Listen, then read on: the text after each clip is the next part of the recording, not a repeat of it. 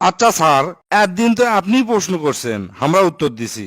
আজকে আমি একটা প্রশ্ন করব, আপনি উত্তর দিবেন। আমি এটা জানবার চাচ্ছি ঘটনাটা কি।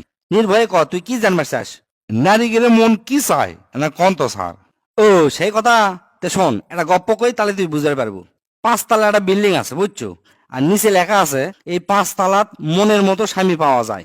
5 তলা গোটালটা খুঁজে আপনি আপনার মনের মতো স্বামী কিনে নেবার পারবেন। নিচে একটা নিয়মও লিখে দেওয়া আছে যে যাই 1 তলার থেকে 2 তলা দুধ পি, ওই আর নিচের তালাতে আসতে পারবি না। আবার যাই স্বামী কেনার জন্য 3 তলা দুধ পি, তাই আর 2 তলাতে আসা পারবি না।